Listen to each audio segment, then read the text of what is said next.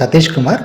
నిజంగా ఈరోజు జరిగిన బస్సు సంఘటన చాలా దురదృష్టకరమండి. ఎంతమంది ప్రాణాలు పోయాయో చూస్తుంటే చాలా బాధాకరంగా ఉంది.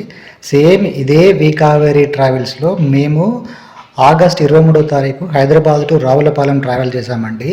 ఆ రోజు కూడా ఇలాగే నేను మా పాప మా బాబు పైన ఆ స్లీపర్లో పడుకుంటే సడన్గా అర్ధరాత్రి ఒక టైంలో కింద నుంచి పొగలు వ్యాపించి మంటలు రావడం స్టార్ట్ అయింది.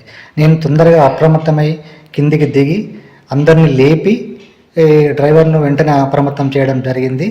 నిజంగా కనుక ఆ రోజు కనుక కొంచెం అప్రమత్తంగా ఉన్నా కూడా ఎంతోమంది ప్రాణాలు పోయేదో ఇప్పటికీ ఈ సంఘటన చూసుకుంటే చాలా భయం వేస్తుందండి. అసలు ఇట్లాంటి సంఘటన జరగకుండా ట్రావెల్స్ యాజమాన్యం సరైన జాగ్రత్తలు తీసుకోవాలి.